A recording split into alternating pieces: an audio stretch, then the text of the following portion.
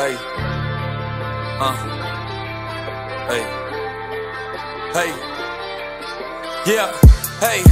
What a time to be alive. I left them for dead, now I'm living right. No new friends, no new advice. That was high then, but we got bigger heights. We got bigger fish to fry. Bet on myself, then I roll the dice. Man, it ain't a gamble if you know you nice.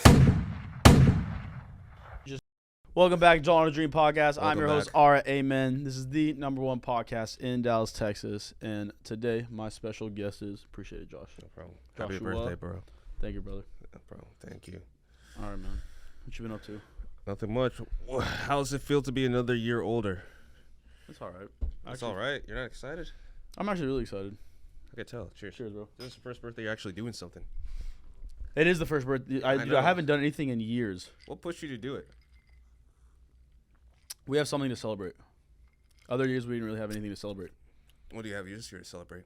Huh? What do you have this year to celebrate? I saw this cowboy hat on. I forgot about You it. wear the cowboy hat. Yeah. This year, man? Mm-hmm. Oh, dude. What do you have to celebrate? I mean, we have a podcast now. Well, I have a podcast. Oh, you're talking about accomplishments-wise. Yeah, Life. you did accomplish a lot this year. This past year, man. This past year, you it's been accomplished a a lot. huge, yeah. PHP, podcast, just your business adventures. Now Melanie. Yeah, you accomplished Melanie. Dude, you. I wouldn't say it like that, but I was waiting for her to turn and look. no. You know what's funny though? You know how I said our podcast the other day? You're like, oh, we should do this for our podcast. I was like, whose podcast are you talking about, bro? I said that. Yes, do you not remember that? I do remember that. It was like our podcast. I was like, yeah, so it's a Josh and our podcast. Changed the name and everything. Oh, speaking of which, dude, I mean, honestly, you're horrible at scheduling and showing up on time because I want you to be my co-host. I think for interviews, because I have a bunch of interviews that like I saw what you understood what you said the other day. Or you watched your video or whatever. Well, no, it's like I can understand to where I interview people and then it's like, oh, you should go deeper on a topic. Or like go have a different perspective on that. Mm-hmm. So like I gotta control myself. I can't be getting drunk right before church. I'm over here just drinking. I saw you open that up. I was like, what is he doing? I'm like, dude, I love whiskey. Well, dude, what I meant by that too was also like, I think we talked about it, but like most people aren't used to being interviewed. So when we have a conversation, we can go deep. It's flowing. But when you have it with someone that's not used to be on camera and going like and having a full-on conversation, they kind of leave everything short-ended. So then like that's what makes Andrew like Schultz such a great interview. He like will make them like dig deep into kind of stuff. So it's kind of hard, especially with okay, like that interview you did with the what's that girl that's a matchmaker? Oh, the dating coach or whatever? The dating coach. Yeah, By the way, that was golden. Why didn't you drop any short clips? Dude, I still need to do it. Like I have all really. Yeah, I'm really behind on the reels and the clips because I have them like I literally have the timestamps. I just need to go and do it and like I just need to do it. I'm really behind on social media stuff, bro. It's so funny because after I watched that podcast, I look at her profile and all the boys are following her. Literally. I was just like, Jesus Christ, guys. Have some sense, man. Have some control. I watched it though, dude. A lot of what she says is kind of BS to me a little bit. Hey, that's for the audience to decide. I am the audience and it was BS. Yeah. It was BS. But yeah, dude, I think you got a good flow going on here. I don't want to ruin it because you have some good interviews already. It's just, no, I don't want you to ruin it. We like you said, we have good flowing energy. Mm-hmm. So if I'm interviewing someone and you have that good flowing energy there, it just adds to it. But you just don't know how to use a clock. That's the problem. Bro, I'm Nigerian. What do you expect? It doesn't matter. I work with a bunch of Nigerians who know how to look at a time. Yeah. Well, first of all, damn it, dude. I don't know what to say. Stop working with Nigerians, dog. What do you mean? Why? Dude, Ari comes to my house. He turns my clock like 2 hours back every time early. Oh my God. I have to do that though. No, don't do that. Did I not just say if we you're not in the video. You're not in the video. But no, anytime we do appointments or run like events, I always turn it back an hour. And like I tell people it's at 6, even though it really starts at 7. Do you know what's really funny? What? My mom, because we were so bad with time, she purposely put our clock back 30 minutes. But you can tell. No, but that's the thing. Like when you're in a rush and everything, your mindset kind of is like you're so in a rush and jagged, like you're looking at the clock and you're like, dude, I'm super, super late. Oh my gosh.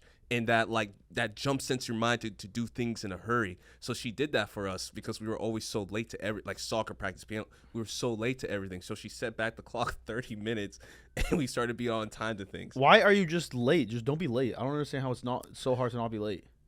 Bro, Have you ever heard of going early? Fuck that shit. Why the hell would I want to do that? Because then you're late. Yeah, but then everybody like makes you feel good because then everybody's calling your phone like, "Hey, where you at?" And then it's like, "Dang, they really want me there." Oh my god, I'm so good. Yeah, but if you're like, it just wouldn't work. It just wouldn't work.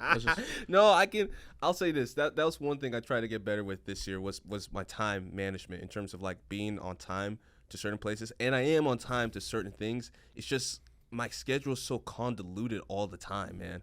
Like, I have so much going on that I'm just like, damn it, dude. Like, I double book a ton of stuff, and then I forget things as well. So, like for example, today I was supposed to go do something, and now I was like, oh, crap, I'm supposed to do something. Or I was like, oh, I just left the person hanging. I was like, hey, bro, I can't make it. Well, hey, girl, I can't make it. So you failed. You said, I'm trying to get better at being on time this year. Well, if you want to say like a dickhead, then yeah, I failed. But well, that way you can take accountability. Shut up, dog. Get out of here. What are you, a podcaster? Dang, dog. I'm chilling, man. What do you want to talk about? There's one topic I really want to talk about. Okay. I don't know if you've been keeping up with it. P. Diddy. Oh, bro. Yo, and I thought of you, and I want you to answer this question. Do you think Meek Mill is gay? I don't think he's gay. I just think he's done stuff. Does that make sense? Yeah, for sure. So he's not out here like seeking men, but he's definitely sucked a dick or two. I don't know what he's done, but he's definitely like 3 he's dicks? on Diddy's good side. Let's just say that. Fuck. No, He's on literally he's on Diddy's good side. because he hasn't like come out and said no, I didn't do that. That's the issue. You didn't say no, I didn't do it. Bro, did you see how he's like releasing an album or something? He did. He released and an all the EP. songs titles are like sus. It's like Big Brother, Can't Hold Me Back or something. Bro, I was like, you, Meek, whoever your PR team was, they didn't really help you out here, bro. Yeah, that's the thing. He doesn't run anything by his PR team, dude. This dude, you know why I think that's why I kind of like him. He's authentic. Yeah, but it makes for really foolish moments with me. 100%, but he's human. I mean, he's human, but like, for example, I still remember like he got super drunk and posted a picture of himself next to the toilet, and he's like, "Man, I got so wasted tonight," and I was like, "Bro, you were a grown ass like man." feet, the one with his feet by the pool. It's like, why would you post that, bro? Meek, what's wrong with you, dog? Like, look, if he was like a 20-year-old boy from this generation, I'd be like, okay. No, if he was like anyone not famous, we'd be like, this guy's just weird. True. But because he's famous, it's even worse, bro. Like, it just gets a bunch of attention. It's funny. But dude, what do you think of that? Because like, I was thinking about it today more and more, and I'm like, are most rappers gay? Bro, okay, so like, think about this, man. Do you remember when like that, when like Birdman and Lil Wayne like kissed?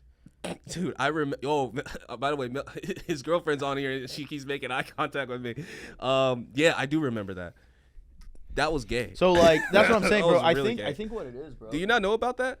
I'll pull up the YouTube video. Birdman and Lil Wayne like full out made out like on a music video. No, it wasn't a make out. They were on stage like bro. Doing a show, they turned their heads and they fucking locked lips like. Yeah, they didn't make out. They just little pecker. What do you mean, Bad Bunny? Bad Bunny kiss somebody? I think it's a PR move, and I also think that they get bored with women. Dude, you know, I really think that's what it is. Because if you're just like having like sex all the time with like women, and it's like not exciting anymore, then it's like, what's next? Bro, do you know, like, this is gonna sound crazy, which is so weird. They go to guys. This is like in the Bible. I was being Shalom, we're talking about it. All this stuff that's happened is in the Bible. Literally, there's like passages in the Bible that talks about how men will one day get bored with women, and they turn to homosexuality to fulfill their lust because they can't fulfill their lust after being with so many women. Yeah. It's the weirdest thing. And that's why like Epstein got like popping, because it was like exactly. they were getting all this women, and they're like, no, let's turn it. I was going to say up, but they're turning it down a notch. In terms of the age. Yeah. Bro, no, but it's crazy because all these guys, like, because they can get any woman they attain, they're not satisfied anymore. So the big power grab is, can I make a dude do gay stuff? That's a huge power grab. Like, it happened to Terry Crews, you know, the big Muslim black guy. Yeah, Harry Weinstein like grabbed his dick in front of his wife, And it's a power move. It's a power move. Harry Weinstein's not gay. It's just a power move. It's the weirdest Same thing with jail, right? It's just they're just when you're in jail, you're just smashing dudes to assert dominance. You're just in jail slanging dick and smashing dudes. It shows dominance, right? I guess. I think it's also. I don't even know if it's true or not. I just heard someone say it. Yeah, it's 100% true, bro. Dude, that stuff's so crazy to me because at this point in the world, nothing is shocking anymore.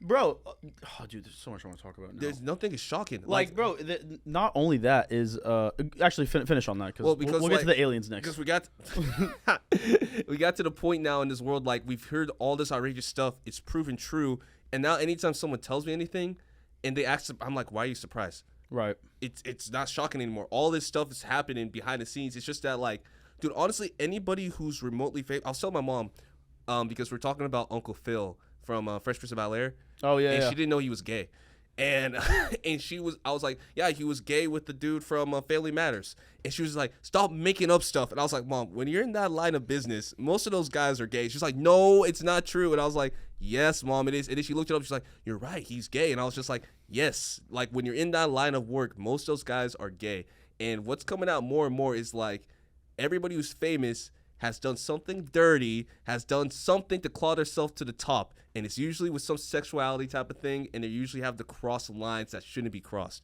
And it's just crazy because now I'm not surprised with anything. Not surprised with anything. You could tell me that like Beaver and Diddy had sex. I'd be like, yeah, probably. It's a giant just like orgy. It's really weird. It's the weirdest thing. Like his parties, dude. TD. Yeah, he was talking about. He goes he was talking to some dude, and he was like, "How come you don't party with me?" He's like, yeah, we partied. And Diddy's like, nah, we haven't partied. And the guy's like kind of looking like scared. Did you see that clip? No, I forgot who it was. It was some like rapper. And Diddy's like, nah, we haven't partied, man. We got to party together. And the guy's like, no, yeah, we did. He goes, nah. He's like really adamant about like partying with people. And like, why are you saying that? Why can't you just say hang out, kick back? Like he meant something else when he said that. You know what I mean? If Diddy came up to me, he's like, bro, we got a party. I'd be like, no, Mr. Diddy. I'll be honest. Before all these allegations, I'd be like, hell yeah, what you talking about? Dude, because I didn't know it was like this, bro. I mean, I heard, but you don't know. You know what I mean? That's true. That's true. You hear, but now I'm starting to think. My mindset's now, if it's a rumor, there's a 50% likelihood that it's true. I'm at that point. Dude, usually if it's a rumor, it's usually true. It's usually true. That's the thing about it, and like even the craziest stuff that like COVID was made in the lab and then it got released and then did it on purpose. Trump ended up being right, and everybody was just like, "Oh, sorry, like you were right." Like with the border, and like they're like, "Hey, we should probably like chill out and like put up the border wall so that we don't like have a mass like migration that we can't control." Dude, you want to hear something crazy about the border? I was just explaining this to my girl the other day. Guess which president deported the most people in U.S. history? Obama. That was a guess. Yeah.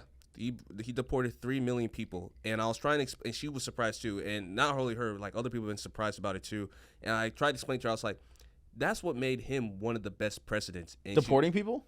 Not necessarily the portion of people. It's because as a president, you have to understand your image is the most important thing. What's the most important thing about a president? You have to be likable. Yeah. And so I wouldn't. I would say leadership. I would say leadership. But like, but likability. Like, I'm not gonna follow someone that I don't like. Facts. No, I get you. I have to like you. I have to like and respect you. I don't necessarily have to love you, but I have to like the way you do things.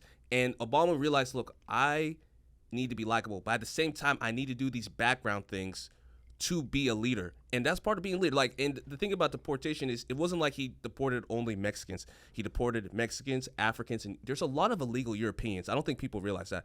A lot of illegal Europeans that just come to this country, and because they think they're white, they can get away with being in this country. Blend in. And they blend in. Dude, you know how many Canadians went to our high school that were just on student visas, and then they tried to stay, and they deported them? Like 5.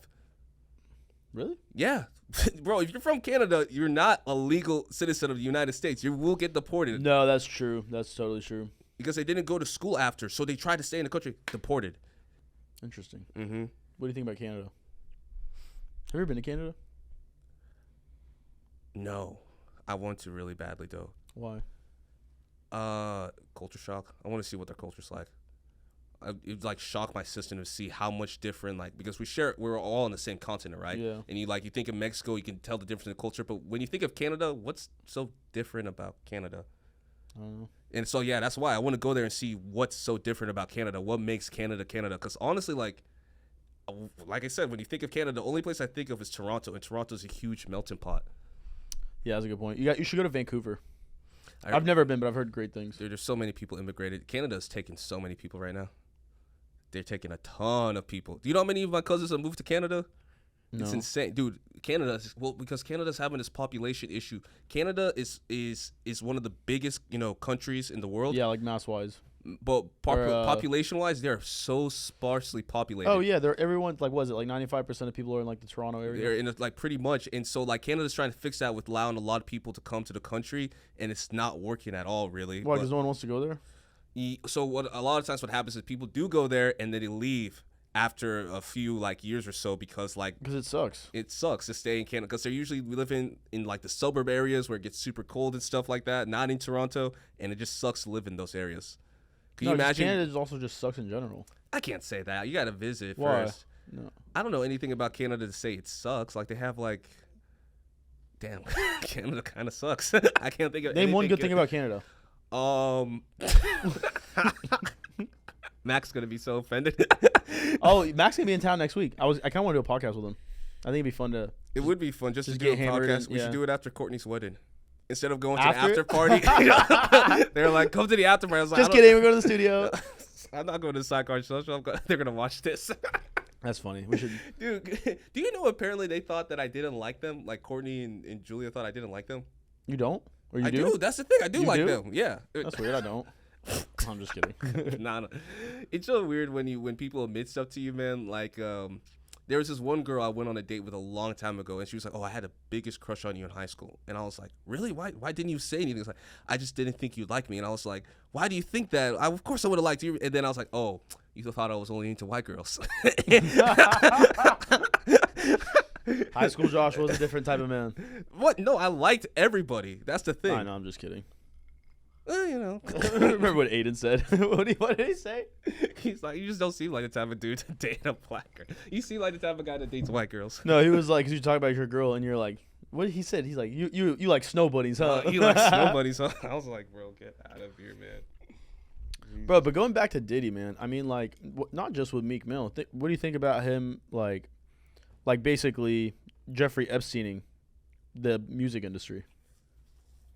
Like he has all the power control. Like it's like Harvey Weinsteining the music industry. He controls what like people that want to like get influence, recognition, plays, music, name out there, brand out there, and he puts them through sexual, I guess, obstacles. What do you want to call it? I mean, obviously the bad part about it is like he's putting people through that, right? But think about how many careers he's helped. Exactly. That's your choice. You don't gotta do it. It's almost a catch-22. It's like, yes, he's done a lot of bad, but like, but we got dreams and nightmares. We got and every night at the club at exactly 1:55. Hold up, wait a minute. Y'all thought I was finished. He brought so many people together. So we should be thanking Diddy. Diddy's a hero, honestly. Without Diddy and forcing Meek Mill to take it up the ass, we don't get dreams and nightmares. Man, dude, you know what? Salute. No, but on a serious note, bro, it's a catch-22. He's done a lot of bad, but like, if I'm in a room and I'm in a room full of famous people and I need someone to back me up, the only person I'll probably end up backing me up is P. Diddy, because I mean we're both black. That's the only. Like, wait, what? What are you talking about? What do you mean? Like for if example, you talking about if you're in a room and you need someone to back you up, I'd back you up. No. But I'm talking in terms of like someone famous to vouch for you and stuff like that. There's a lot of people that won't vouch for you because they don't give a shit about you. Are you talking about if you're trying to make it? All right, for example, P. Diddy made a whole television network called Revolt, which revolves around all black entertainers. Oh, I got what you're saying. He paved the way for the culture. For the culture. I got you. He does what he needs to do for the culture. So it's like, it is like, yes, he's done a lot of bad, but he's done a lot of good when it comes to the culture. Now, I'm not saying he's a good person. He's just... He's like Black Trump. He's done a lot of things worse than Trump. But I see what you're saying. But yeah. No, I see. He's polarizing. He's polarizing, especially like in... Like the mistake people also make with him is that like Diddy, this is not Diddy's first accusation or anything. No, like that. no. There's always been rumors in the back and stuff, but because he's done such a good job with black culture, everybody ignored it. But everybody knew what's happening. It was the same thing with like Bill Cosby. Everybody knew Bill Cosby was doing that stuff. But because he had paved the way for black people, they just turned a blind eye to it. Well, a lot of people were doing that stuff also. That was a lot of people. So like he was just the biggest one that got caught. He was the biggest one that got caught, but like he was ignored for a long time because like, hey man, like he without him we don't have black comedians. We don't have Kevin Hart. We don't have Dave Chappelle. We don't have Eddie Murphy. We don't have Chris Richard Rock. Pryor, Chris Rock. We don't have. I mean, Richard Pryor was the biggest one. Richard Pryor was influenced by Bill Cosby. Bill Cosby. Like when Richard Pryor influenced Dave Chappelle, Chris Rock. So it sucks that they do bad things, but you need them because without them we don't advance as a culture. And it sucks saying that, but it's true. Cool. Well, that'll be the end of the podcast. Thank you. What I was gonna say is that one. What was that girl that tried to like call Diddy out, and Diddy like paid her like half $500 million or something? His ex-wife or wife, his girlfriend, I don't remember. Billy. What'd she say? She Diddy, said that Diddy paid her like $30 million. $30 million. $30 million. You know, but that's kind of bullshit. If you think what about was it for? Because she accused him of. Dude, this is the part that's kind of scary. She accused him of sexual abuse and child trafficking. Oh, okay. Child sex trafficking. But think about it like this: you took $30 million like that, but this dude child sex. At the end of the day, you're kind of the criminal too because you took the money over saving kids. If you have that information, because what happens is she sued, they settled. She has to sign an NDA that she won't ever discuss this anymore. Do you know how he was able to pay $30 million like so quickly? How? It was out of his life insurance policy. How do you know that? It was on the record. Really? Yeah. Damn. So like if you're gonna move $30 million and you or with a bank, the bank's gonna be like, what the fuck are you doing with this money? Like, you know what I'm saying? Are you saying no bank will allow you to move $30 million? No, I'm not saying they won't allow you to, but if you're pulling $30 million out of your bank account to move it anywhere, the bank's gonna be like, why? What are you doing this for? Like, they want to know what you're gonna do for it. But it's a settlement. And then there's also, But it's a well, yeah, but there's a process for it. You use like paperwork, and then also there's like rules on. Okay, if you have like $100 million in a bank account, you can't access all of it all at the same time. Like there's like rules and stuff in place because they don't have your money. They're using your money out other places. So there's like rules on how quickly and how fast you can access your money. Like you have to give notification to a bank on, hey, I'm gonna be pulling out this much to go invest in whatever. Like they need to know so they can get that money ready for you. I know. I fully believe you, but like. But if you just take it as a loan in your life insurance policy, you can have it quickly. You can have it quickly. That's the speed of basically hush money. Because I mean, two things to that. Like I believe you, but my thing would be like because it was a settlement in a court reason for the money, he doesn't really have to hide the fact. It's not like he paid her on the table. It's like, hey, it's all no fact that we settled. So wouldn't he just notify the bank within 2 weeks' time, and the bank can prepare themselves and they can pull out the $30 million? Why didn't that just happen? Yeah, they can. I mean, it could be. I don't know what that time frame is. It might not be 2 weeks, but. Oh, okay. I just gave that number, so it could even be longer than. 2 weeks. Well, it could. We don't know. Yeah. So it just depends on how quickly the bank can take your money from the loans or lends or wherever they put your money and get it back to you, because the whole way banks make money is they take your money and move it around to make money with your own money. Yeah. So they're not holding, like, if your money's just sitting somewhere, you're losing money. Yeah. So, like, the banks are not doing that. The banks aren't. I mean, that's how the banks make money. They have to invest your money. They make money with our money.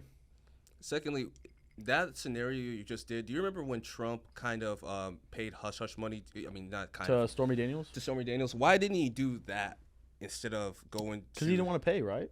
He was trying to fight the case. Well, no. He paid her hush money. And they did a trail of the money, and he paid it out of a company. But he should have just paid it. He should have just loaned the money against his policy. I think if you do it through a company, your name's not tied to it. If it's in your policy, it's tied to your name. So he was trying to avoid all that. He was trying to have it not tied to his name. That makes sense. Because if it's against your own policy, you're pulling. If I'm Trump trying to not have that trail of like money, then you say. If you pull it out of your life insurance policy, say Donald Trump's life insurance policy. Yeah. Like it traced right back to his life. Yeah. Quote unquote life insurance. Like, how did you think we weren't going to catch you, bro? It's your life insurance policy. It said Donald J. It's Trump. tax free, but it's traced to you. Your heart was in the right place. You just didn't operate right, dog. Could you imagine you sued Donald Trump and the court awards you $86 million because he just called you a dog? Are you talking about that? That's the lady, the most recent one, right? Yeah, the most recent one. Bro, did you see that she was on the news like talking shit about like I forgot what it was, man. I'm gonna butcher it, but it was like because why'd he call her a dog? I don't know what he called it. He said something worse than that, but allegedly like he just bullied her. And it was cyberbullying. Yeah. Turn off the computer or whatever. Yeah, just turn off your computer. Me and my dad were talking about that CNN. And I was watching CNN and they're like, and they were the Congress is trying to like pretty much like sue all the tech companies for being responsible for like children's suicide and stuff like that. And they're like, yeah, children are getting cyberbullied and blah blah. And then my dad literally looks at me. He's like, they just need to turn off the computer. They just need to turn off their iPhones. They just need to delete the app. Just block them. Bro, if someone is abusing you, what's the one thing you do? You just go away from them. So why is it now that we're on an app and that rule just doesn't apply? If someone's abusing me on an app, one of two things. I'll unfollow them or block them or just delete the app. It's because we have a lot of people that are bored and that's it. They're just bored. They don't have real problems. They don't have any real problems. Their real problem is cyberbullying because they don't have real problems because they just are on their phone all day and not doing anything with their life. That's exactly what because it is. If you just get off your phone and go do something, that wouldn't bother you. I was talking to someone today and she was just like, I was like, what are you doing right now? And she was just like, oh, I'm scrolling on TikTok. I was like, so the first thing you did when you got out of bed, and I'm guilty of it too. I'm not trying to be Mr. Perfect. And it was you scrolled on TikTok, but you said you like to sleep in on Saturdays, but you scrolled on TikTok. And I was talking to her and I was just like, why don't you go outside and get the sun? And I was like, let me ask you, how much longer are you going to be on your phone? And she was like, probably like another hour, 2 hours. I was like, so by 12 o'clock will be the first time you get out of bed. And then you're going to have to eat, get yourself situated. So half your day on a Saturday is already gone. So, like, what are you going to do with, like, the rest of your Saturday? Like, what do you have planned? She was like, I don't know. And I was like, let me tell you, you're probably going to spend at least 3 to 4 more hours. I mean, the iPhone tracks it. You probably spend at least, you probably spend 12 hours on your phone. And she's being brainwashed. And you be because she was saying something. She's like, TikTok just gives really good information. I was like, wait, hold up a second. No. Okay, hold the fuck up. What are you doing with the information? Exactly. So it's pointless. Like, are you gonna go fucking build a business or go like what are you doing with this information? Because I think it was Socrates that said it, or I don't know, some philosopher. Some philosopher. Yeah, it was some philosopher. He said, to know and not act is to not know. That was Wendy. I know what you're doing. Wendy's nuts in your mouth, boy. Bro. We gotta get these eye ladies. What are eye ladies? Eye ladies, nuts in your mouth. Melody, don't laugh at that. Just because he's your man, you laugh at that. It's a parody. It's a parody. Parody's nuts. How did I walk into that? That was a good one. I know what you're doing. Nah, that one didn't feel authentic. Yeah. That one didn't feel authentic. I know you too well. I know you way too. Get you so I good know. And on camera, I was gonna make sure Caesar didn't cut that shit out. I already know that one. Don't even try. You gave it your best. It was a good effort. Come here. Come here in the camera view. Nah, you just stay over there. Both these nuts in your mouth. What are we talking about? We're talking about what? Socrates. Socrates. No. Yeah, we're talking about Socrates. To know and not act is to not know. It's to not know. So you can know how to like scale a business or invest in a business or have a podcast, but if you don't do it, you don't useless. know. Yeah. You don't know. Because a lot of people will be like, "Oh, you got to eat healthy. You got to work out. You got to like fast. You got to," and it's like they're still not in shape. Do you know what's funny? Thank you for saying that, because a lot of people like, okay, I was telling my cousin, because she was just like, oh man, you lost a lot of weight. I was like, yeah, my heaviest, I was like 235. I've lost about, now I'm 205. So now I've lost 30 pounds. And I was eating a protein burger, a burger with, it was 95.5 beef, right? Yeah. So very, very little fat. No, you said 95 lean, 5% fat. Yeah, 95% fat. Oh, 95% lean, 5% fat. So obviously a very good lean burger, right? Yeah. That I made. Double patty, smashed it, looks delicious and everything. The sauce I made was with no fat Greek yogurt mixed with sriracha and everything. So very, very healthy burger is what I'm trying to say. She looked at it and she's like, how did you lose weight and you're eating unhealthy? And I was like, well, you don't know anything. She's like, and then she pulled up something from Instagram. It's like, no, you got to eat like this, and that. And I was like, how are you going to give me advice about losing weight when I've lost weight and you haven't lost a single pound? And it's what you said. They're just bored. So she just wanted to say something to feel like she knew something because she saw something on social media. But she didn't know shit. She's never put it into actuality, so she thinks what she's saying is fact, when in fact it's not true. She was like talking about eating. I thought by this point everybody knows eating salads is not like the healthiest thing in the world. Like I had to tell her, I was like, you do know lettuce is 99% water. There's no nutrients in salad. And the dressing is just horrible. The only dressing that's like somewhat is balsamic vinaigrette. It's balsamic vinaigrette. But even then, like I see the salads that some people make, and I'm just like, bro, that's not sufficient at all. And what you end up doing is you just eat really bad later. That's why fat vegans. Every vegan I've met just be eating cheesy potatoes. Fat because they can't get the protein intake. So you know what they do? They replace it with processed sugars and foods. And so they're just fat, but then they'll walk around like God's gift to earth, be like, we're healthy because I don't eat meat. Nah, bro, you're one like Oreo cookie away from being in a hospital bed. Like you're not that healthy of a person. Bro, it's funny because like eating meat and like veggies and fruits is like that's probably the best way to go. That's the best way to go. It's the easiest. Lean. Anything not processed, no sugars. No sugars. It's the easiest way to lose weight. It's not that hard because she's like, you must have. Also, when you eat, like you can't be eating late at night. That's something. That's the hardest thing for me. You can get away with that when you're younger, but as we've gotten older, I realized it's so hard. I can't eat past 8 o'clock because then I start having like heavy heartburn and stuff like that, and I'm like, oh, this is age. Bro, that's my only thing, dude. It's just eating hard. Late at night because you're busy especially you're busy throughout the day. So dude, like by that time, it's the only time you have time to eat. So it's just like it kind of sucks. But you're not supposed to go to bed on a full stomach because it doesn't give your body enough time. Dude, I love going to bed on a full stomach. That's the most dangerous thing. I love just eating a lot and taking a nap.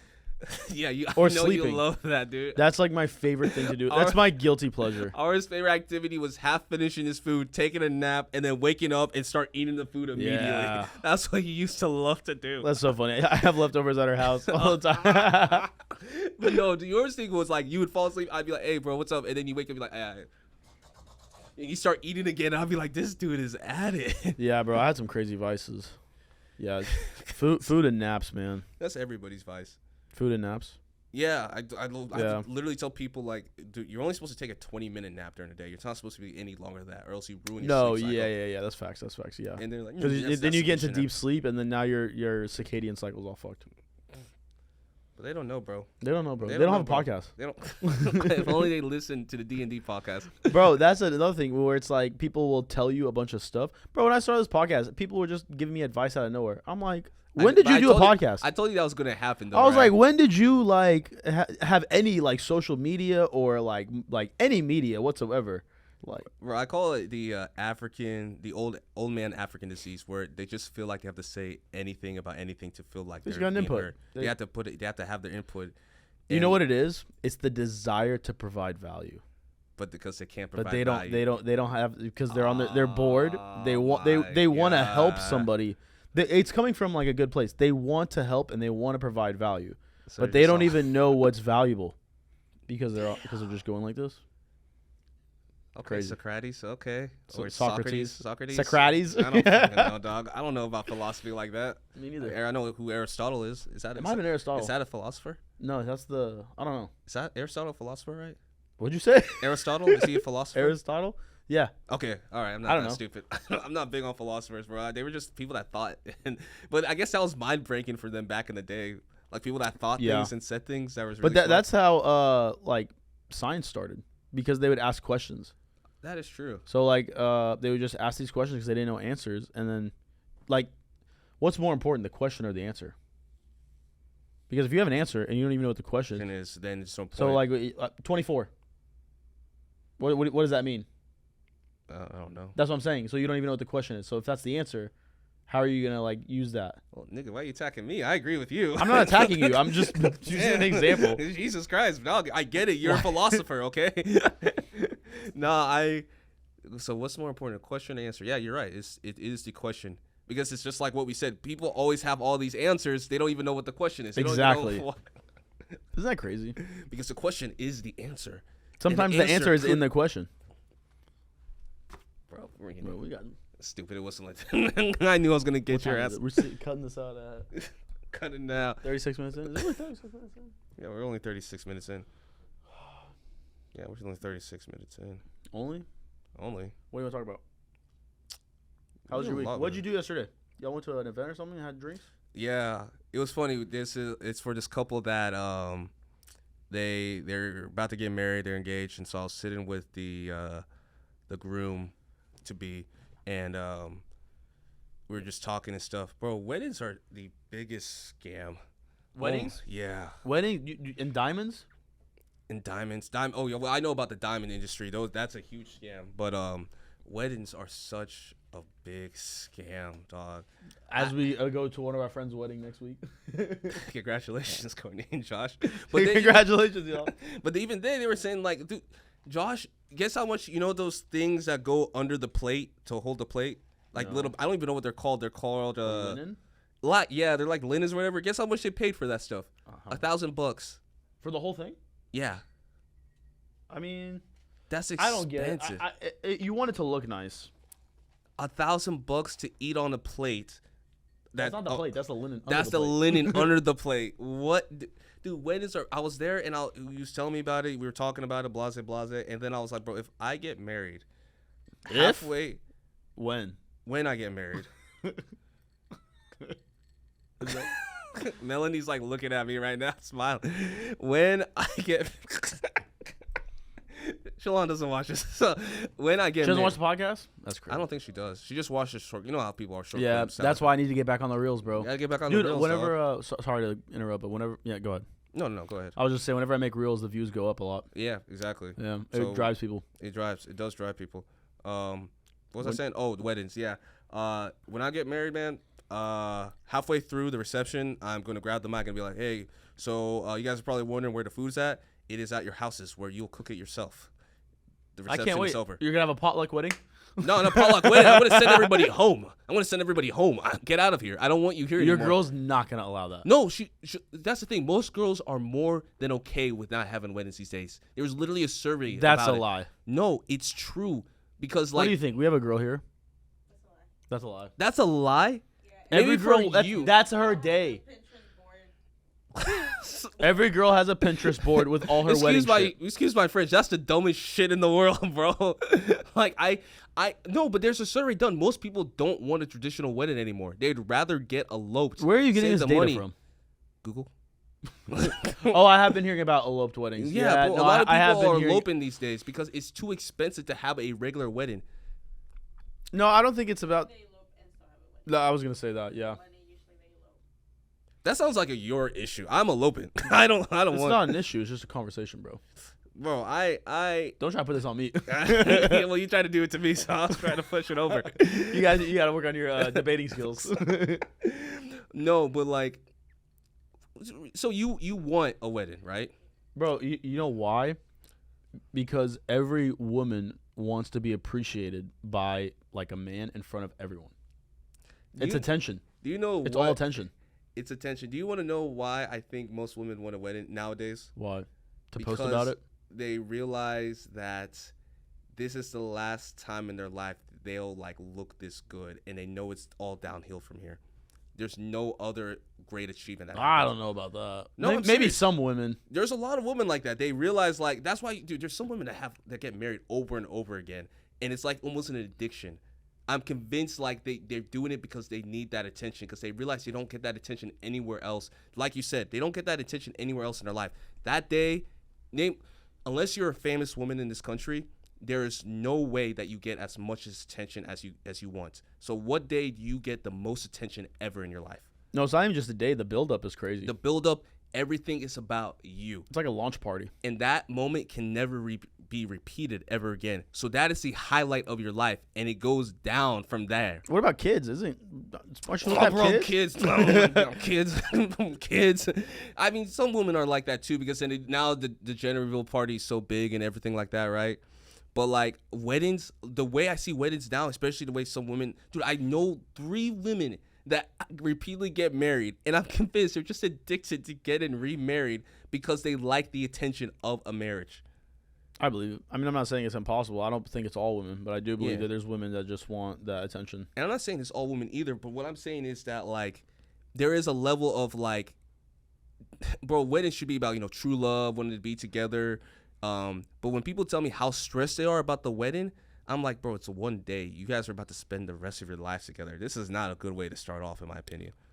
Yeah, I think that, like, again, there's a lot of pressure on, like, women to have the perfect day for her, because it's not about the wedding's not about the guy. Oh, it's never about the girl. No. So like there's a lot of pressure on everything going perfect exactly the way that's in their mind. I mean, like, think about this. What's something you're really passionate about?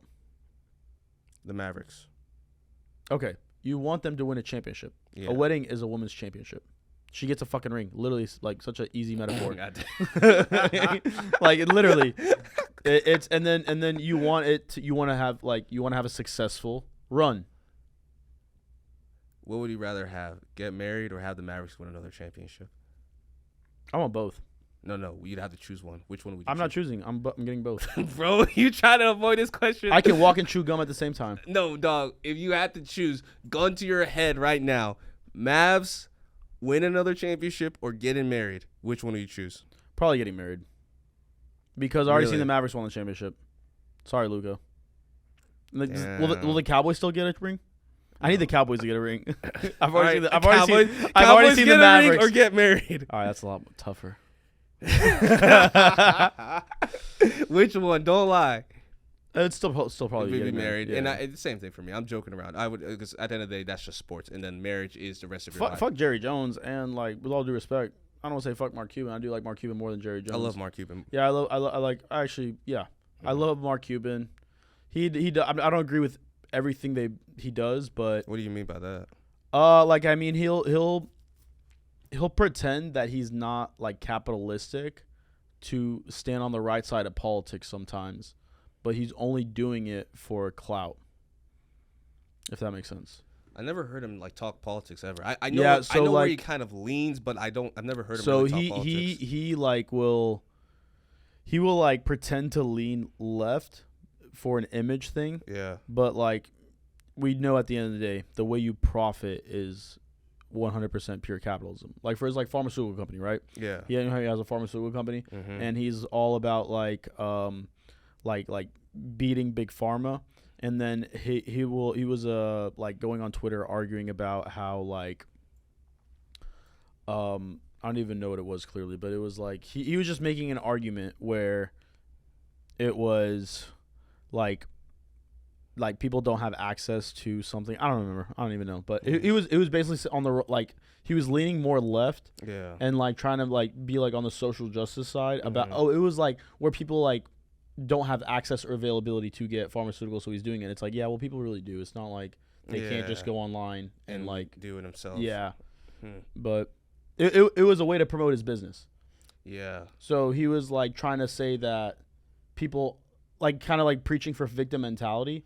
Oh, so he was taking advantage of he was taking advantage of a victim mentality culture to promote his business. But so it's like you're you're just doing it to promote your business. So it's like, hey, kudos to you for being able to promote your business in a trending topic. But we know you're not really, like, you don't really think that way. You don't really think that way. Which is part of capitalism. You have to do what you have to do to make sales, right? Oh, facts. Yeah, so he's playing the game the way he's supposed to. He's playing the game. I get what you're saying. He's playing the game. He doesn't really care about stuff, but he'll pretend to lean that way. But which really, I would too. Yeah. Well, I don't know. Maybe I don't know, man. Sometimes I feel like, again, like with Meek Mill. Sometimes I think it's more. It all comes back to Meek Mill. I think if you're more authentic, people will ride with you.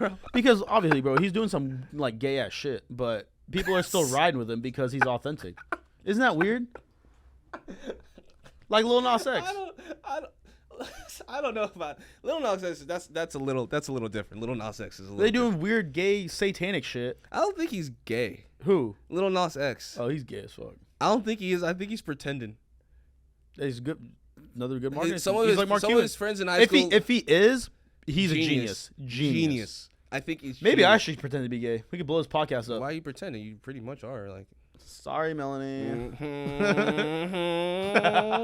That was the most ungay hum. Really? Wasn't that gay? I'm not good at being gay. I guess I can't do it. You just sound like you're from, like, Arkansas. What? That's the weirdest thing.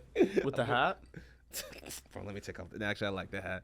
No, Lil Nas X ain't gay.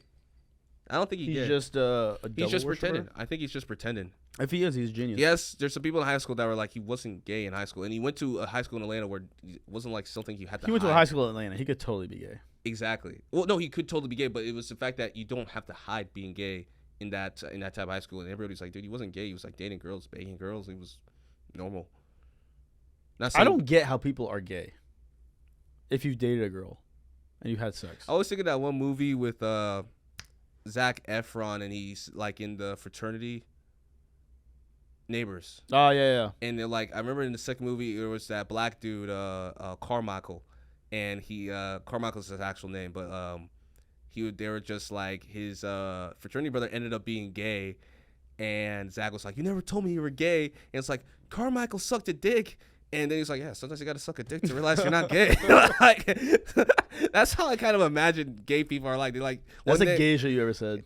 that's how I imagine it. One day you're just So you're saying that you need to suck dick to no, make sure no, you're gay. no. That's what you just said. No, I'm saying that if you're questioning it and you suck a dick and That's you figure gay. out that you're not gay, then like. You're like, I don't like it. Not my thing. But like, I don't know, bro. Honestly, bro, I am also perplexed by when someone's like they're gay. I'm like, because I had a friend who was gay. He came over to the house and stuff, and then he came out in college, and I was like, so you were gay like this whole time, or just like this year? And he's like, no, I've been gay since 6th grade. And I was like, okay, like super gay, because you were always coming over to my house. So like, were you gay that whole time? Are you curious or are you serious? No, you was serious. Like, you had a boyfriend and everything. Are you serious? Or are you curious? No, he had a boyfriend. Like, are you in or are you out, bro? This ain't like a freaking it's a black and white thing. Yeah. But you know what he said to me? He said, I knew since the 6th grade. I was like, did he have sex with someone? He was like, no, I just knew. And I was like, so how did Wait, you he never had sex with a girl? He never had sex with a girl. No. So how does he know he's gay? Exactly. Wait, so how do you know you're straight? I was gonna say someone's name. I was gonna say someone's name, and then I was like, nah, I should not say that. How do you know you're straight until you have sex? You haven't had sex with a guy, so how do you know you're straight? I don't like this topic. Change this topic. This topic too gay for me, dog. Let's talk about Meek Mill again. That's so straight. Meek Mill ain't straight at all. God damn. No, I don't think Lil Nas X. What else is trending, bro? What do you want to talk about? What do I want to talk about? Have you been listening to any new music lately? Bro, we're at the age where like music is done. It's hard to keep Isn't that up. weird? It's hard to keep up. Hip hop's dead to me. Hip hop's dead. Hip hop's dead. You hear how country music's taking over? No pun intended with your cowboy hat. Country music is taking over. I mean, you saw Beyonce made 2 country songs. Bro, you know that's like planned. Yeah, of course. That's 100% planned. There's no. It's not like she all of a sudden woke up and she's like, I have a passion for country. And No, now, she's like, I'm trying to keep these hits going. yeah, she's smart about it. No, she's 100% smart. Everybody's moving over to country to an extent. Country already had a rise. So right now hip hop is dying. People are and country's on the rise. Yeah, country's on another rise, but it'll plateau as usual because and then hip hop will come back again. Hip hop will come back again. Rock will never come back. I'm convinced. Yeah, Rock will never come back. Hip hop took over rock. Yeah, and like all the hip hop stars became hip hop naturally became rock in my eyes because yeah. all No, the that's hip-hop what I just stars said. That's became- what I just yeah.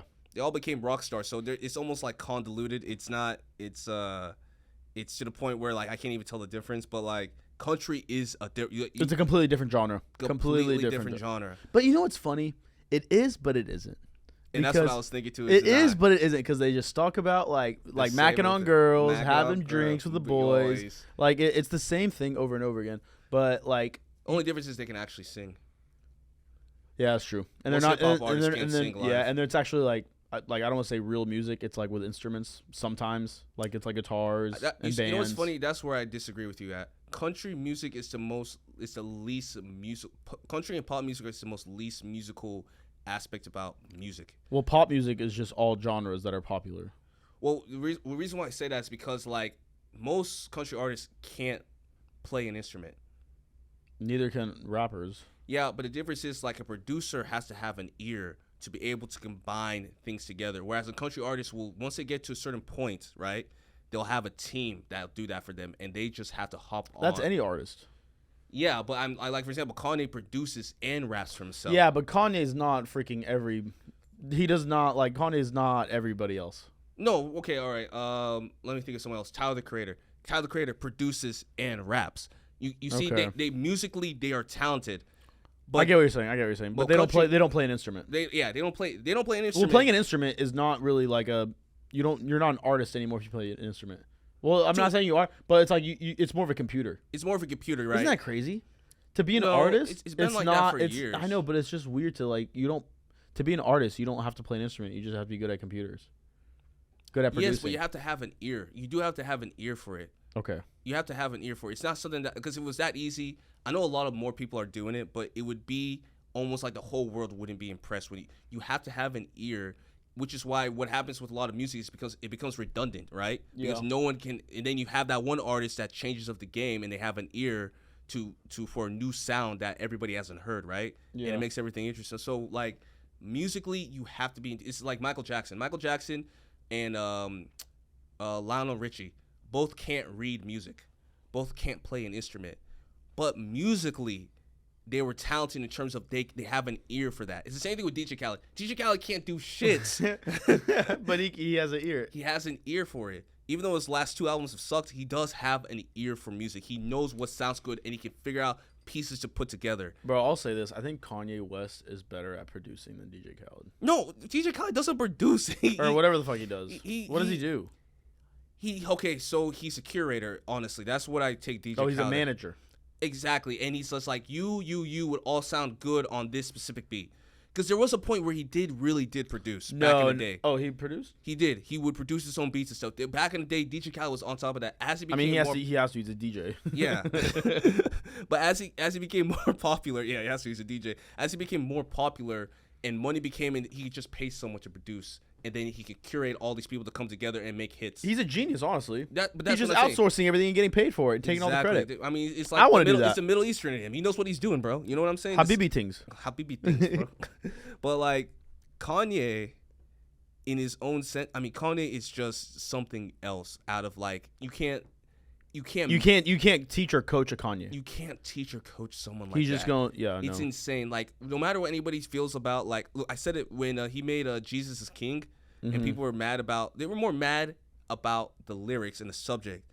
But if you cannot tell me you listen to that album all the production was crazy. The production was crazy. Insane. I'm not like big on that type of music, but the production was crazy. The production was crazy. Every album, the production is good. Bro, the production's and then not even just the production, the way the songs flow in the album. Like, I think Tyler, the Creator, might be the only other person that had the flow. Exactly. Because when you, like, listen to... Bro, nobody really makes full body of work albums anymore, ever. They don't. But, like, he does such a good job of making it sound independent, each song, but then also flows together. Well, I guess amazing. Kendrick did it. He tried to do it with Damn. Kendrick did it with Damn because Damn was really good. But it's still... There was still, like... It didn't flow. It flowed. It's just that you had not to like the way Kanye makes it flow. You have to do a lot of homework with Kendrick. Like, yeah, nobody's doing homework, bro. That's the issue. Nobody's homework. Like, I did homework with that album, so I'll say this: if Kendrick Lamar was doing what he's doing in the '90s or early 2000s, he would be the biggest thing in the world.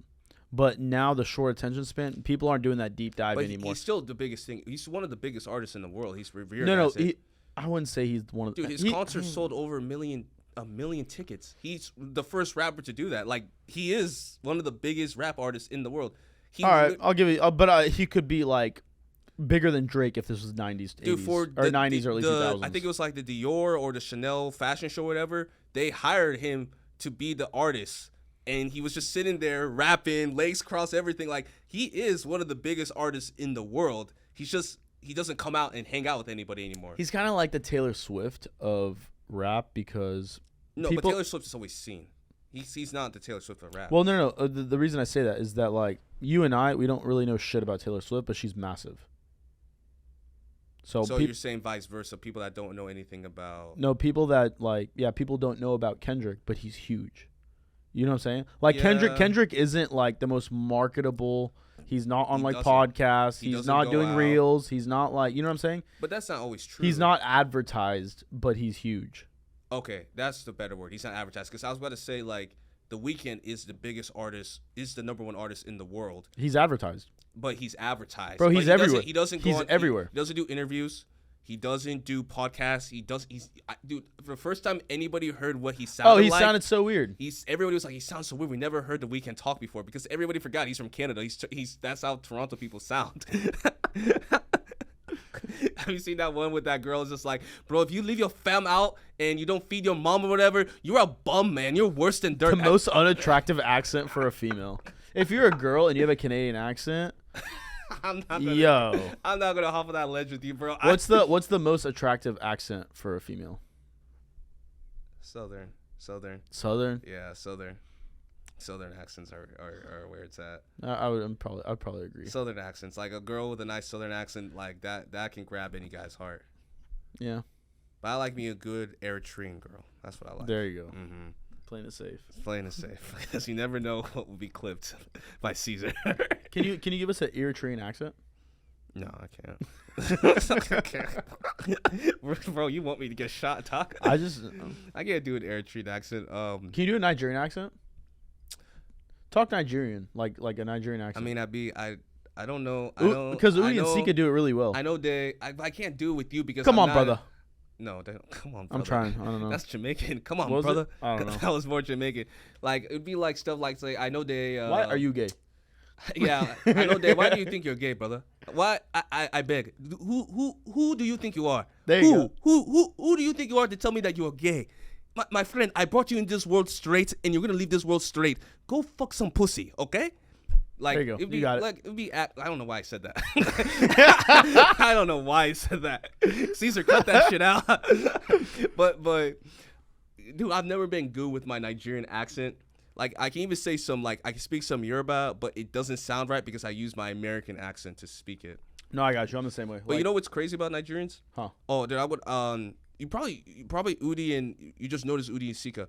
Nigerians from Lagos, the main city in Nigeria, they can speak in 20 different accents. As soon as they come to America, they switch their accent to a regular American accent. Oh, yeah. It's the craziest thing, man. I'm just like, I see it happening. And I met some guy at the gym, and we were talking, and he said, I was like, oh, bro, you're Nigerian. And then he started talking this accent. I was like, bro, when did you come from Nigeria? He's like, oh, just like 2 years ago. I was like, how are you able to switch your accent? And he's like, oh, no, watch this. And he started speaking British. Oh, dude, I was just about to say that. So have you ever met, because Great Britain has a lot of Indians. Mm-hmm. So have you ever met a Indian who's from Great Britain and then he has like an Indian British English accent? Or I know this girl that I work with, and she's from Hong Kong, but she has a British accent.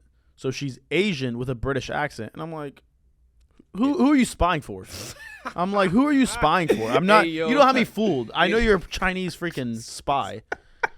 And she's like, no. I don't know. She's fucking crazy. And then because she tries to act American, because she went to she grew up in like a sorority here. Somebody somewhere is paying her to spy on us, dude. Okay, so with where I work, Ara said you were a spy. Asian people can't have a British accent. No, dude. She was just raised in Britain. Like, is that crazy? No, that's not that crazy. But I think I'm just suspicious. The Chinese are after us. I don't think that's it. I think they just. No, I work with a lot of Chinese people, and I like always question them. And oh my god! They're like, why? They're probably just good people, but I'll say this. Nice I'll say this. But whenever I like say what the Chinese are up to, and they'll be like, well, Americans are doing the same thing, and I'm like, touche. Dude, that is a crazy first. I'm like, touche. That is a crazy first. And then we're at like a standoff, and I'm like, these motherfuckers. Instead of denying it, just like Meek Mill not denying Meek Mill, he always goes back to Meek Mill. Bro, just deny you're gay. Now he's like, no, I love pussy, guys. You don't understand. Did you see that tweet? He was like, I love juicy wet pussy. It's like, okay, bro, calm down. Like, we get it. He's like, bro, I run red lights for pussy. You're like, dude. We're like, all right, we get it, bro. We get it. You're straight. Bro. You're straight. You're straight as it can be. He's like, well, dude, it's like, prove it. But when people answer like that, especially foreign people, because foreign people do that a lot too. They'll answer like that. They pretty much proved that like what you're saying is correct. Like, you know what I'm saying? Well, exactly. You're like, well, what's the difference between me doing it? And I'm like, oh, so what you're saying? Well, it's facts. Like, you know, you're doing something wrong. They have a good point, dude. That still pisses me off. They do have a good point. They have a good point. Well, what's the difference between us doing it and the Chinese doing it? We're American. That is a good point. We're American. That's a good point. And I'm proud to be American. And we have morals, values, and principles, and we don't worship the government. To some extent we do, but like, you know. No, I guess a good point. Yeah, I guess we're not that much different. No, we don't worship the government though. What do you mean by worship? Like in China, you can't believe in God. You have to believe in the government. You know that, right? Like there's no religion. Yeah, that is true. I get what you legally you cannot worship, but there's people that worship God and stuff in China. Yeah, if they do and they find out, you disappear. You know that, like, that happens. Yeah, I know that happens. I'm not disagreeing with you, but to some extent in America we do worship. You know, like the Muslims were being like put in concentration camps. Concentration camps and stuff. Yeah, which not a lot of people know about because like that was just so kept under wraps. But I think it got out pretty well. But like, what the fuck you gonna do? Like, there's videos leaked. It got like pretty well distributed here. Dude, like a lot of people found out about it. But what are we gonna do? That's a scary thing about news now. Everybody, it's just we live like in a microwavable society. So like, but I mean, we did the same thing with black people in the '80s. What do you mean? Like the crack epidemic and like the weed, like the. What are you talking about? Like with the war on drugs. What are you talking? You know what happened in the '80s with the war on drugs? You really don't know what happened? Nah, I'm just messing with you. Okay. Every black person knows they put crack in the inner cities to get that. Yeah. Get us addicted, so it's just like, I mean, the only difference is we try to cover it up. China's more like, nah, fuck that shit. You're going to concentration camp. Yeah, but my thing about it is like, if they don't try to cover it up, why don't we care at all? Because I think it's more. Are you talking about us with China? Yeah. What are we gonna do? They manufacture all our shit. It's not reported on the news. It's nothing. They don't talk about. Well, yeah, because the news and our news and the Chinese government do business with each other. So okay, think about this, man. If you start selling, say you buy and sell sneakers, you did that at one point. You buy and sell sneakers, and then someone's like, talk shit about you, but I'm marketing your sneakers, and you and me are making a bunch of money together. Mm-hmm. I'm gonna be like, nah. I mean, like, what the fuck am I gonna say? I'm making money. That is true. It's the same, and it's like the NBA, like literally the NBA. Diddy, like, oh, we all know P Diddy's doing something wrong, but he's making a lot of money for us. I'm not gonna speak out against. I see what you're talking about. That's just crazy, man. Like stuff like that happens in like for 30 seconds. That's why it's called hush money. It's literally how everyone can be bought. What's your price?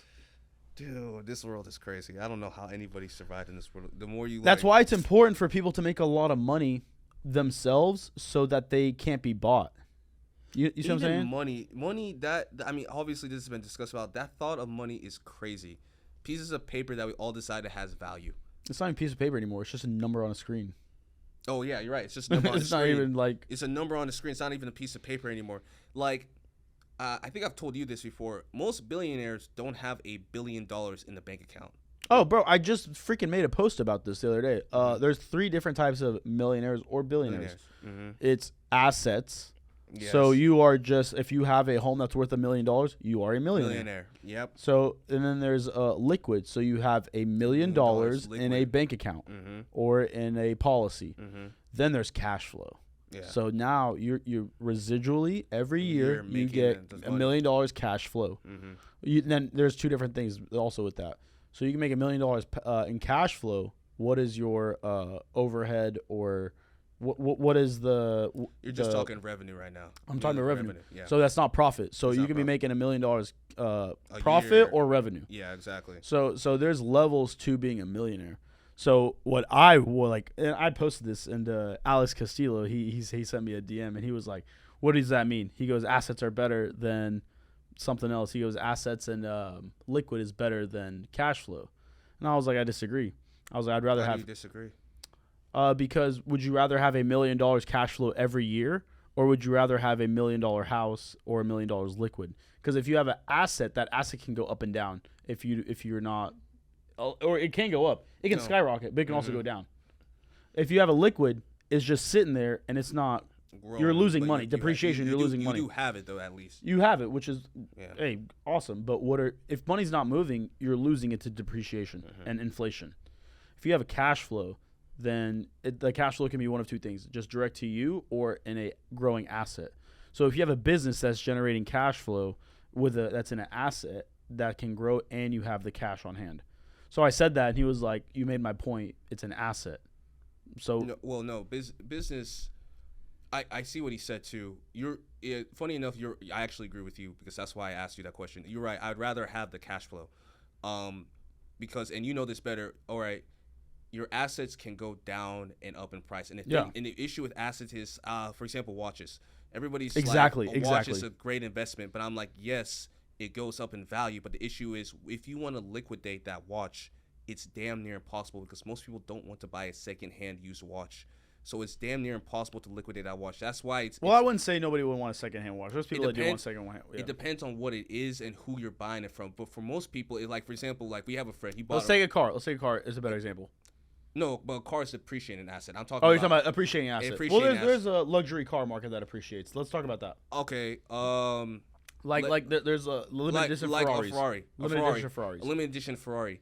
To find someone that wants to buy that Ferrari, you have a limited amount of people that will buy it. It's not. There you go. Exactly. It's not a majority of people that can afford that, and so like it's hard to liquidate an asset. But with cash flow, what's the one thing you do with if I have a business, right? And you already know this. If I have a business and that business is generating a certain amount of revenue, and that business has some value, let's say like it literally happened with Dell. If you know the story of Dell was worth a certain amount of money. The owner then did what? He took a loan against how much value his business was. Yeah. And then that was a line of credit. But the only way he could do that is because his business was producing. Exactly. So, and with the asset, you can do the same thing with the asset. But if your asset goes down in price, and you took this loan, now you just risk your asset and you still owe money with interest. Exactly. Another thing with that is we're talking about like shit. I lost my train of thought. It was something about a line of credit or depreciating asset. Oh no, it came back to me. So who do you think makes more you can say revenue or profit? Rolex luxury watches or Apple watches? Who makes more revenue or profit? Yeah. Who has more sales? Let's do sales. Who has more sales? Well, Apple Rolex has more sales. Exactly. Mm-hmm. So because of what you said, luxury cars, watches, smaller market. Mm-hmm. Oh yeah. Apple watches. Everyone needs that. Everyone's getting an Apple Watch. So their sales are through the roof. And the cost to make an Apple Watch too is relatively cheap. So it's a lot cheaper than a luxury watch. Yeah. So again, what my point in that being is cash flow versus an asset. An asset. You do want the cash flow over that because I agree with you. Because when you said that, I was like, all right, let me see where Art's gonna go with this, and I was like, okay, yeah, he's 100% right. I've always said the same thing about assets. Assets are good. I'm not saying don't get assets. Oh no, assets like are a tangible asset that a house. A house, like yes, get a house, but you have to have some truth to it that people don't know. Like a lot of people bought a house are like it's an asset. I can sell it for more. Yes. Well, in the beginning, it's a liability. It's a Thank you. It's a liability because it's not generating revenue. It's not generating revenue. The amount of cost you have to put into maintaining that house now. Bro, let's just do some math because I've been drinking, and I think math would be fun right now. So, okay. People like to invest in real estate to create passive income. Yeah. Right? It's sexy. Yeah. I'm going to buy a house. I'm going to have an asset. Generate passive income. Mm-hmm. Okay. Let's say you buy a house. Let's say whatever, like average, $500,000, $750,000 right now. And you are paying a mortgage of, let's say, $1,500. This is low end, $1,500. Yeah. You have to buy it and then rent it out for at least $1,600. Mm-hmm. So the margin at least 16. Best case scenario, 2,000. Best case scenario, 2,000. I was gonna say that as well. So let's just take the best case scenario. That's $500 a month in passive income, which is $6,000 by the year. But $6,000 a year in passive income. But that's perfect scenario. Mm-hmm. That's not needing a new roof, a new air conditioning, new fence, maintenance, HOA fees, lawn care, HOA fees, anything. So HOA fees and taxes are more than 6,000. Exactly. So you just made no passive income. It doesn't equate, and a lot of people are discovering that. Like, there's one person, she owns a house, and she was on YouTube talking about it. She was like, it was one of, I don't regret it, but I wish I would have done more research because same thing you just described. She did everything when the tenant moved out, right? The tenant made a mess of everything. And she ended up having to pay out of it. So yeah, she made about like $20,000 in a year. And then that money disappeared because she had to fix up the place. And then so it's like she didn't make anything on the house. So the house is a good investment. Don't get me wrong. But I'll even use an example. There's a long term. But you have to be careful with it because there's even a billionaire right now. He wanted to sell 5 of his properties. He has some of the most luxurious properties in America. He can't sell any of those properties because no one wants to buy a mansion of $30 million They just don't. They don't see the point of buying it. A lot of people don't. You don't need it. You don't need it. The market. You can get like a nice apartment. Boom. And it's like, if I'm going to buy a mansion for I might as well buy an apartment, rent it out, and make more money. That's people's mindset. And so, and I was location's big on like, where was he? You know where he's located? It was one in Florida, one in Colorado, one in New York, which was those are hot spots. But the issue is like someone buying those properties, because he bought those properties at a high price. Is he going to take a cut to now buy it? Yeah. Or to start to sell it? That's his issue right now. So real estate is a funny game. If you have to be in it for the long term, not to sell your property ever, but to eventually just kind of rent it out. Well, so like with real estate, I think, and I don't have a real estate background. I've interviewed a few people in real estate, and then one of my mentor has a real estate investment firm, so I know a little bit, but not a lot. With real estate, it's pure long game, just like stocks. Just like stocks, it's like you need to buy and hold this property, and it's gonna eventually increase, but that's not gonna be something you're gonna get a return on investment upfront. Like you're not gonna generate cash flow by investing, and you're most likely either gonna take a loss or be even. Yeah. My family, we invested in a property. We're not making cash flow, but we own a property. We own a property.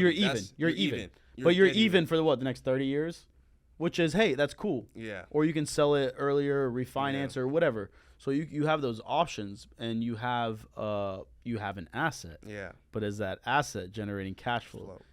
So it's funny. Debt. The more debt you have, the wealthier you are as a person.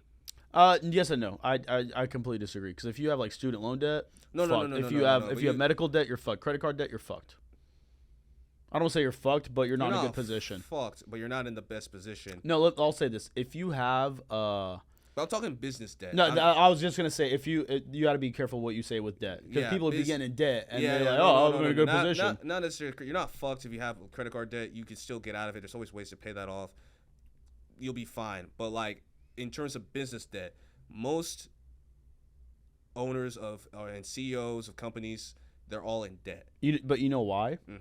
There's no taxes on debt. Debt, exactly. So like I can have, let's say I have a business, $1 million business generating like $750 in sales. Yeah. Okay.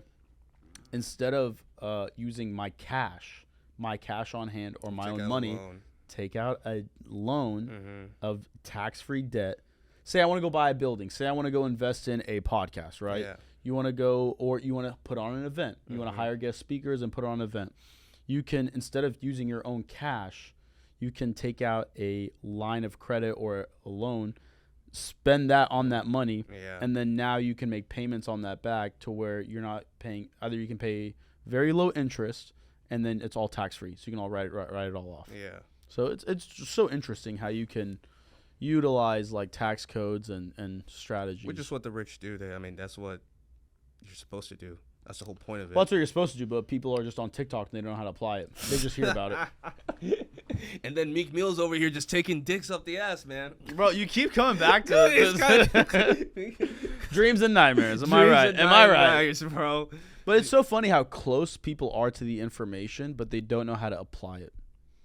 Because you can talk to someone about this, and they're like, "Yeah, I know you could take a loan and not pay taxes and da because they saw it on TikTok." But they'll never do it, and they can regurgitate it really well, but they're not doing it. They won't ever do it. Like even me, I'll use to make this up. I'm not doing it. I know that information. I'm not doing it because to implement that is a risk on its own. I'm glad you said it. I'm glad you said that. You took accountability. Well, yeah, bro. I mean, like a lot of the stuff we talk about, we know about it. I know a lot of surface level things. Does that mean I'm gonna apply it? Every single thing I know? No. But, like, to some extent, I should apply some of the information I know, right? That's crazy. I know someone that can help you with that. Who? Me. No, you're not that smart. Maybe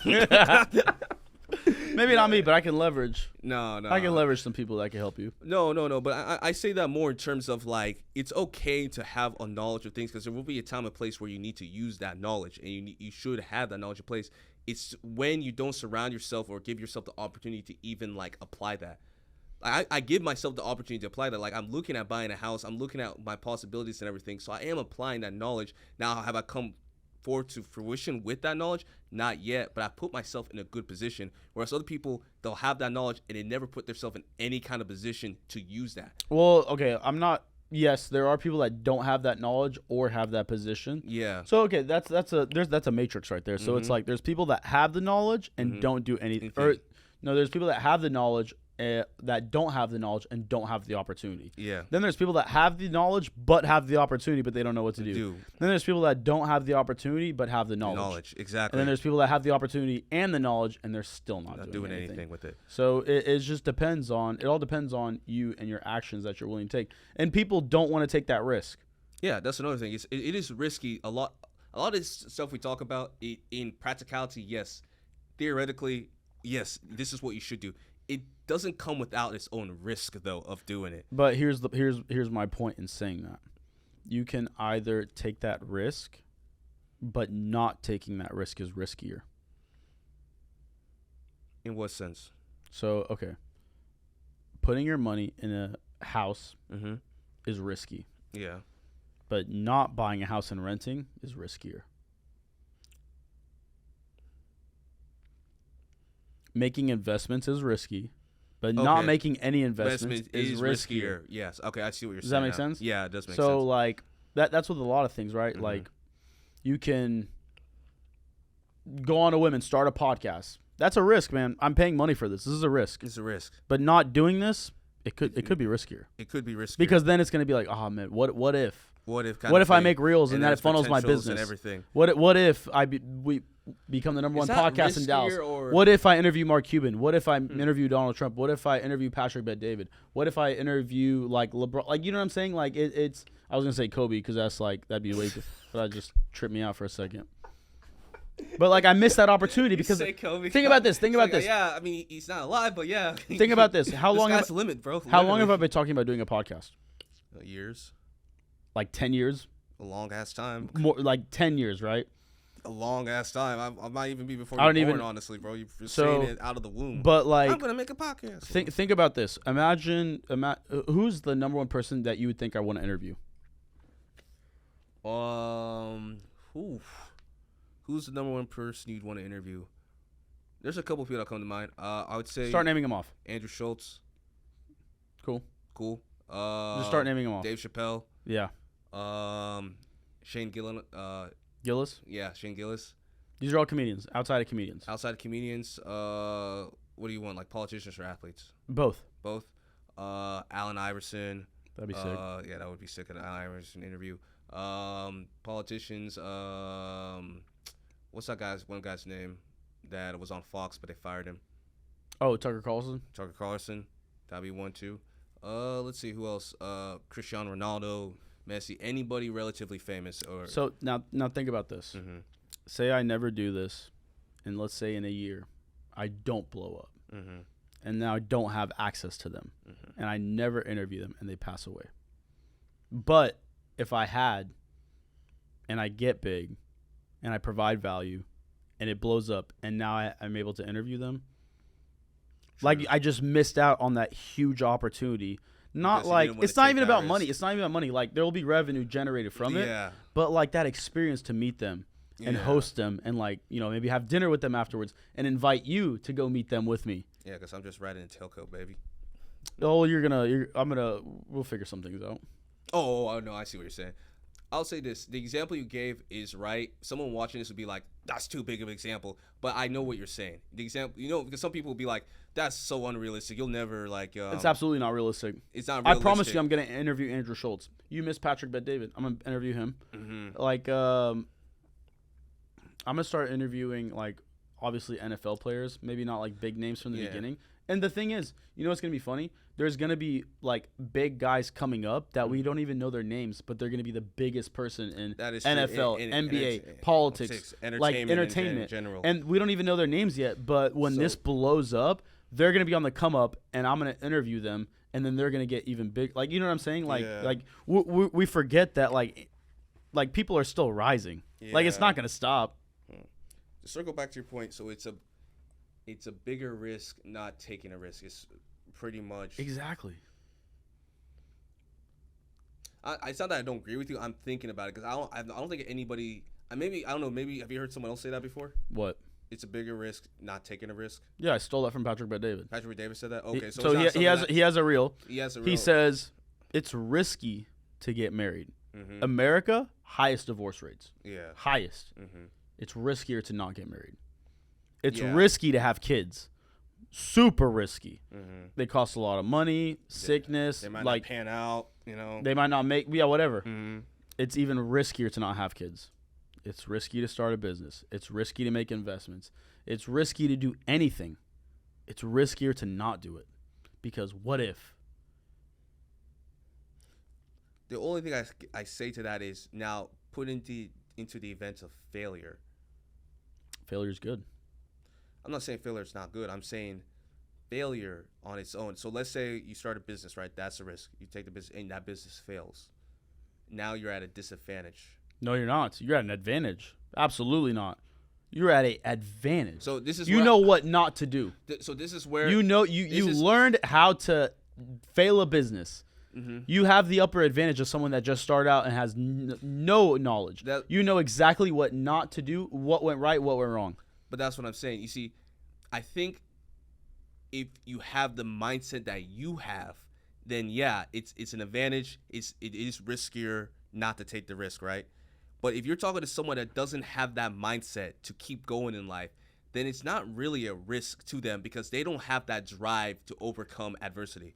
Do you get what I'm saying? No, I get what you're saying, like, but that's not my problem. That's not my problem. That's not your problem. I'm just saying, like, get your identity up.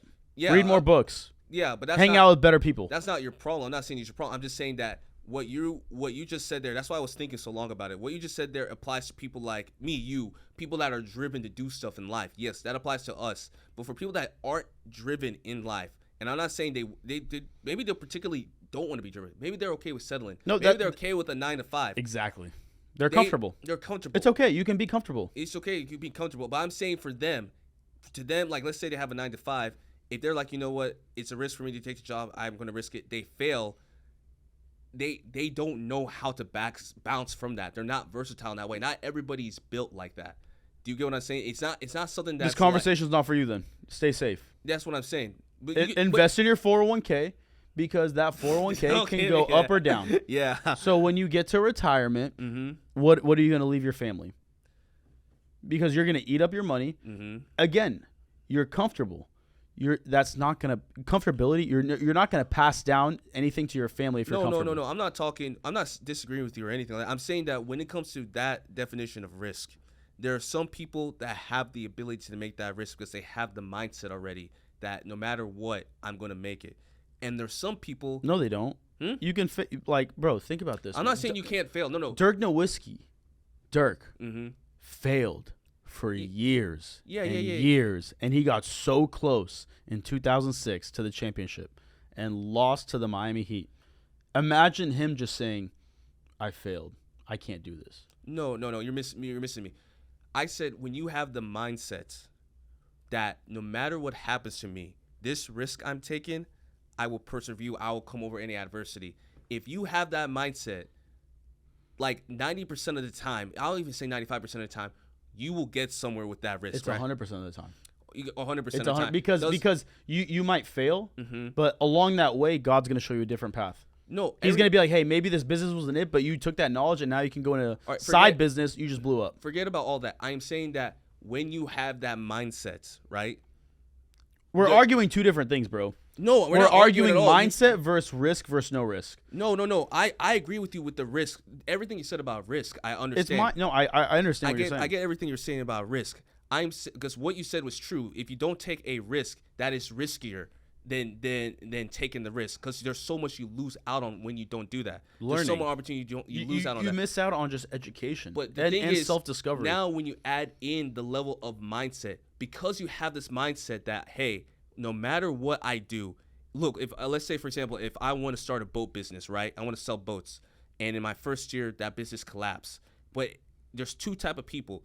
One person, like you said, who's going to learn from his failures. He won't repeat his failures again, and you'll start a new business. Because there's plenty of people that do that. There's plenty of people that start a business. 100%. And then they fail, and they start another business. Even the guy that started a Represent clothing company, he failed. Like, he started 10 clothing brands that all failed. And it's this 11th one, which is Represent, that's now the one that blew up. You need one good idea. You need one good idea. But the thing is, it was his mindset that carried him over. It wasn't necessarily him taking the risk. You need the risk and the mindset. If you have the mindset, though, that once I fail, I'm done, then, of course, that risk is not an advantage to you because you don't even have that mindset. So it's better for you to have a mindset of, I can do anything. Let me learn from it. It is worth taking that risk and go into taking a risk rather than just saying, you know what, I'm going to take a risk. Because there's people that aren't made like that. Look at sports. Look at athletes in general. Give me an example of someone that tried, failed, and quit. Bro, every you can think of athletes in a general sense. There's plenty of athletes that have tried, failed, and they quit. That's just give me a name. Well, it's not going to be anybody that we know. Because not like someone we know. Anyone. Yeah, no. I mean, like, I'm talking in terms of famous. We're not going to know anybody because once you get to a professional level, you have decided that I am top dog. I will not fail. That you have to have that mindset. My point is that people that have that mindset, they're not going to get far anyways because they're going to be in practice. They're going to miss a free throw and quit. That's what I'm saying. But so my whole point is if that's your thought process, you're not even going to start a business. You're not even going to take a risk. Yeah, you're not going to even take a risk. That's what I'm saying. Those people won't take a risk. Because you're still comfortable. You're still going to be in your bed watching TikTok till noon. But I don't even think you're not even going to get to that point where you take that risk. Mm-hmm. So it's already dead before you started because all it is a decision. Mm-hmm. I'm going to go until I can I'm going to fail until I succeed. Once you make that decision, it's done. But we're saying the same thing. We're not even arguing. I understand, but like I think it's the timeline that we're arguing is that you're not even going to get to the point where you make a decision to fail. You've already quit. Oh, so I see what you're saying. So you're saying people that don't your mentality, the mindset that you have, you quit before you already started. That's why no one remembers your name. Yeah. That's why you can't even give me an example because no one's going to remember your name because you've already quit before you started. Yeah, but that's what I was saying. There's not people that have that mindset. So what is the conclusion? All you have to do is make a decision and you will be remembered. Make a decision that I'm going to fail until someone knows my name. Until someone knows my name. And they will know your name. Fruition. Yeah. Because people, that diligence, that relentlessness, that will to win, bro, people are attracted to that. But once again, that's not always true all the time. How? I'll give you an example. Russell Westbrook will never win a championship. Russell Westbrook will never win a champion. He is still breaking records. What? He had 3 consecutive years averaging a triple-double. Will to win. Will to win. He said, I don't give a fuck. I am going to be great whether I get a championship or not. Made history not once, but 3 times in a row. The will to win. That's the will to win, but I'm just playing devil's advocate here now. No, go ahead, yeah. It's something that someone says. For every success story, you don't hear about all the failures. For every Russell Westbrook, there's it's the same thing with LeBron James. Like LeBron James is one of the greatest players to ever play in basketball, right? To me, even the greatest. But there's a million LeBron James in Ohio that could have made it. No, there's not. Oh no, there is. No, there's not. No, there is. And because of the way life plays out, it was this one celebrity. He was on Conan, and I can't remember. It's like Dylan Reed or something like that. And Conan was like, "How did you make it?" And he was like, "Bro, everybody, I worked hard and everything, but everybody kind of throws this one aspect out in life. Luck. There is a little bit of luck. Now, luck comes to you when you work hard. Luck, you have to work hard to get lucky, but not everybody gets lucky just because they work hard." It's unfortunate. That's the true thing about life. There's people that work their ass off that have that mindset and they don't make it. But you don't know those people because they didn't make it. Well, okay. What I would say that is they're working hard in the wrong industry. True. So they don't know how to pivot. They're not versatile. Yeah. They're not doing. So you can work hard at a factory for 40 years. Yeah. But you missed it. You're working your ass off. You missed it. Imagine you work hard in making reels. Yeah. Making reels in something that's the future. Yeah. Factories are not the future. Making reels or whatever the fuck it is, right? Yeah. Pick whatever the fuck you want. Yeah. But if you're going to be working this hard in something, that's like going to the gym and just doing wrong exercises. You're working hard, but you're not doing it correctly. Yeah, or you're eating like shit. So you're working hard, you go eat fucking cake. You missed it. You're working hard. You missed it. Is a good example because you missed it. You missed it because you can work out hard in the gym and never lose a pound. Exactly. But that's because you weren't other aspects of your life, you weren't looking at it like what you eat. So how do you fix that? How do you fix that? You educate yourself and you apply that knowledge. Back. I think we're getting it right there. Yeah. We're pretty D&D deep. box. Are we deep, dude? We're 130. Oh, dang. We're 1 hour and 30 minutes? Yeah. Oh, Jesus, dude. I have to be at church now. I'm over an hour late. Cool. Dang. Well, Appreciate this has been the D&D podcast. Thank you guys for joining us again. My freaking there we go, hour brother. podcast, apparently. Happy birthday to our brother.